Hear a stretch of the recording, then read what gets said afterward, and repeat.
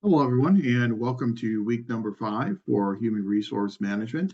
Our topic for this week is training and development. And so we're going to hit some of the highlights of some of the readings that you have for this week on different approaches to training, reasons why we do training, and then some best practices in terms of training employees. So as you know, training and development is a way in which organizations can ensure that the workers have the skills that are required in order to help the organization achieve its goals, as well as to help employees achieve their own goals as developing as human resources. So training can really contribute to an increase the knowledge, skills, and abilities, or as we call it in human resource management, the KSAs of our employees and managers to enhance the jobs that they are doing. Training and development can increase staff potential. It can help us in terms of succession planning to provide employees with the skills they need to then move into higher level management and leadership positions, and should be tied to our strategic organizational development. So it should be part of the entire human resource process and shouldn't just be there in isolation as a reward or as a penalty to apply to employees based upon their performance. The irony is that as responsibilities increase for employees, employees then have less time available for professional training and to engage in these training and development opportunities. So it's important that organizations make training and development central and integral to everything that goes on in the human resource management process. So training and development is predicated upon learning. And obviously, that's what we want our employees to do in the training and development process. And so we really draw very heavily from learning theories and theories about how people learn, how they acquire, and how they utilize new and novel information. And learning theories are based upon disciplines such as cognitive psychology, theories such as social learning, behavioralism, and we're really looking at how we can mold the behaviors of our employees through a training and development process. Obviously, in organizations, we are dealing with adult learners, and adult learning theory is different than the learning theory you would have for children. So when you talk about learning theory for children and for young adults, we're usually talking about pedagogical approaches. When we are teaching adults, we change that up and we're looking at what are called andragogical approaches. And andragogical approaches are different. And then in andragogical approaches, we need to recognize how adults learn differently than younger people. Adults learn best whenever they are active participants in their own learning, when they have an interest in self-improvement and problem solving, and they can see how the training and development will help them improve as well as help improve their problem solving skills, and when they're allowed to exercise control over the learning styles that they are exposed to. Adult learners like to utilize their experience because they have that experience that's been hard earned and acquired over many years. They like to use that experience as part of their learning process and really do need to see that nexus between the skills that they are learning and how these skills can be implemented on the job on a daily basis. So, in order to enhance the learning of our employees in the training and development process, we really need to work to motivate our employees so that they are engaged in the process, they believe in the process, and they are much more likely then to acquire the necessary skills through their participation in that process. So people tend to be motivated to learn when they are already eager to acquire new knowledge, skills, and abilities. Have an employee who feels that they have all the requisite knowledge, skills, and abilities, and there's really no reason to enhance or augment those skills and abilities, they're not going to be motivated, obviously, to engage in training. They also tend to be motivated when they're encouraged to seek out application opportunities. Again, they're encouraged to find that nexus between the theories and the skills that they are learning and how those theories and skills can then be effectively applied on the job on a daily basis. And the more obstacles there are for people to participate in training and development, the less likely they are to be motivated to do it. And so if there are a lot of forms that they have to fill out and asking for time off and all these other different administrative obstacles, there's a good chance that they're not going to be very motivated to go through that training and development process. We also need to ensure that workers understand the need for what they are to do and how training and development fits with the larger agency.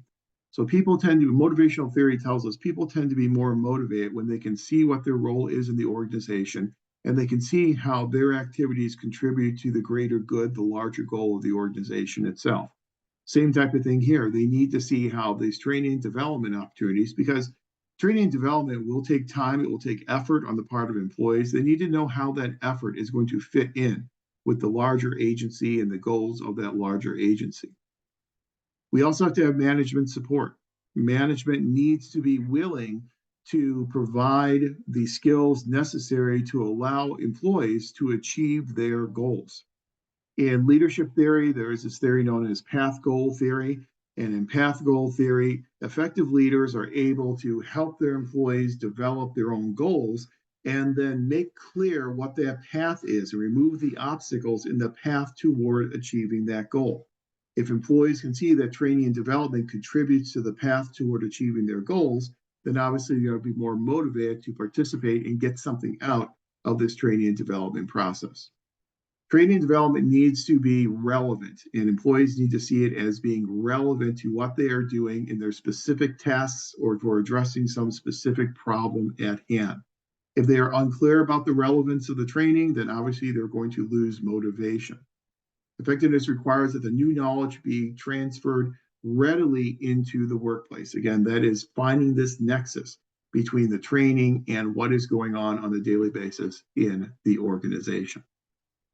Now, we also know learning theory tells us that people do not acquire skills immediately. People do not acquire skills from the moment that they are exposed to those new skills. Usually, before someone actually hears something, it's something that has to be said at least 3 times. And for the average person, in order to be able to practice a new skill effectively, they need to be able to do it over and over again. And typically, they need to practice it at least 7 times before they will be able to master that new skill.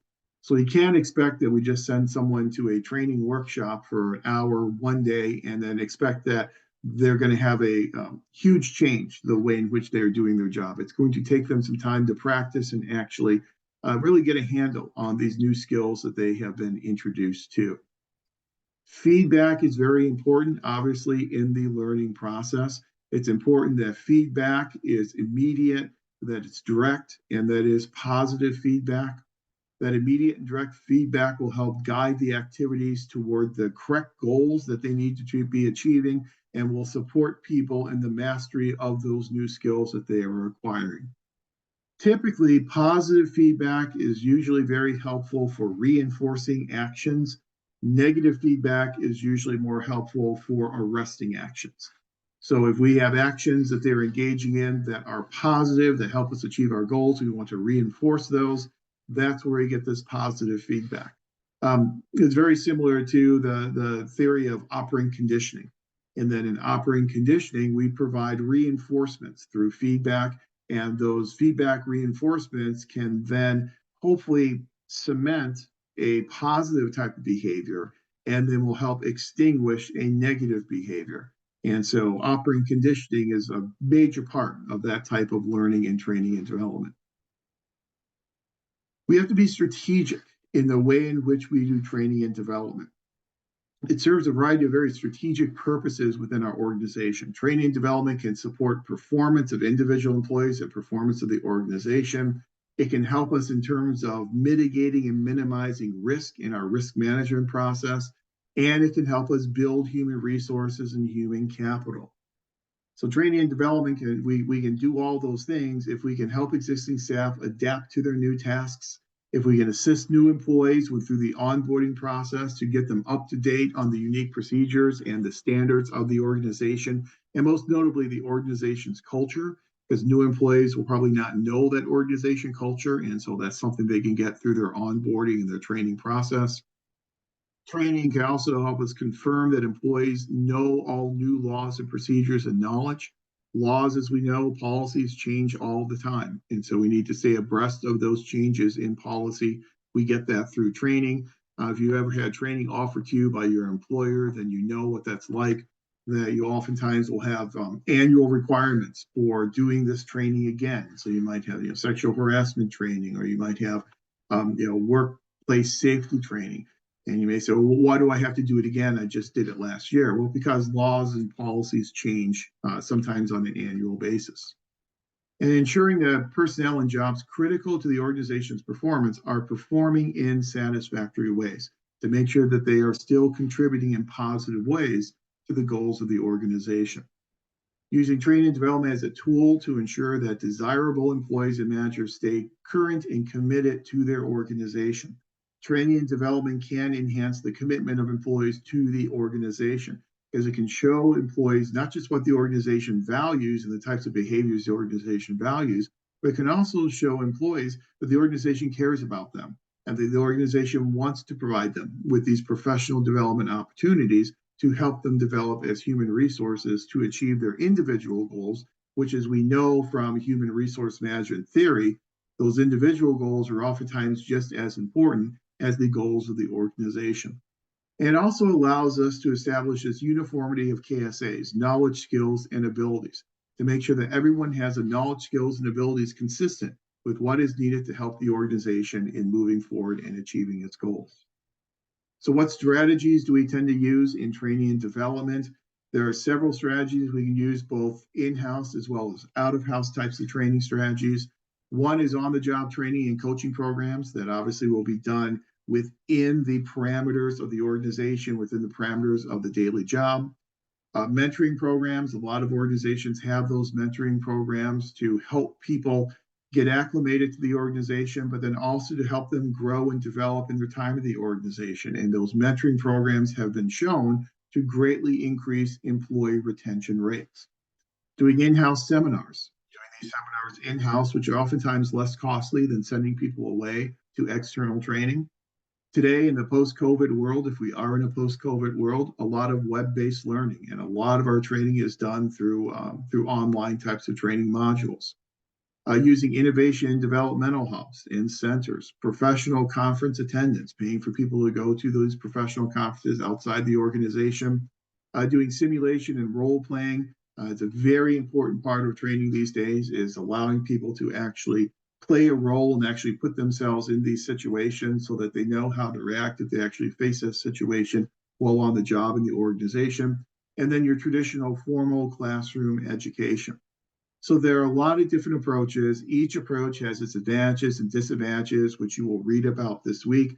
Each approach has its different costs and its different benefits. So there really is no one best approach. It's the most appropriate approach for that organization, for the employees, and for the types of skills that we want to try and transfer to those employees and help those employees to enhance. In a lot of organizations today, a big area of training involves ethics. And there's been a major concern with ethical adherence. We always see a lot of the news stories about ethical violations where public administrators are using their public office for personal gain, where they are pursuing private interests as opposed to the public interest. And so to try and head off some of those problems before they occur, we will offer our employees ethics training. Ethics training reinforces retention and performance strategies because it emphasizes the value basis of the modern workplace. It really helps to show employees what the values and the expectations and the norms of the organization are so that they know how to fit within those values and those expectations and those norms. It's appropriate and important to view ethics training as one of several tools. And so ethics training is just one part of teaching ethics to your employees and maintaining that ethical adherence. Your text points out this article by Weston Berman in 2004 that looked at the use of ethics training in American cities. And they found that 2/3 of cities with populations over 50,000 use some form of ethics training. They found that moral leadership by senior managers is important and it will drive all other ethics activities, and that we need to have leaders who will lead by example. Now, if you have leaders who are not leading by example and not exhibiting moral leadership, then you can't really expect employees to exhibit that type of moral leadership. But ethics training really needs to be integrated within the organization and within all management efforts. And when we're able to integrate it within our human resource process and our entire training and development approach, then there certainly will be a positive impact upon the organization culture and perceptions of employee performance. When ethics are a major part of the culture of the organization, you will certainly have higher levels of ethical adherence. And as public administration students, you're probably familiar with the American Society for Public Administration and its 8 principles in its code of conduct. If you haven't reviewed those 8 principles recently, I would recommend that you go to the website aspa.net.org, and you'll see a little tab there for code of conduct, and you'll see the 8 ethical principles that all public administrators are expected to adhere to when they're doing the work of the public. To know what type of training and development programs to offer to our employees, we'll obviously need to conduct a rigorous needs assessment. Needs assessments need to be organization or unit wide, so they need to apply to the entire organization or to the entire unit. The needs assessment needs to be directly related to how we can improve specific work processes within the organization or within those units. And needs assessments need to be related to the training and development needs of employees. We need to take into account not just the needs of the organization, but what are some of the professional development needs on the part of our employees? Because the better we can provide them with those professional development opportunities, the better we can make the path clear so they can see the path to achieving their goals. And if they can see the path clear to achieving their goals, management removes those obstacles toward the achievement of their goals, then you're going to have much more satisfied and much more motivated and much more productive employees. When we are doing training and development, we also need to get feedback. We need to evaluate our training and development processes to determine if they are worth putting money into for future years. We'll oftentimes use very classic social science research designs such as pre and post evaluations.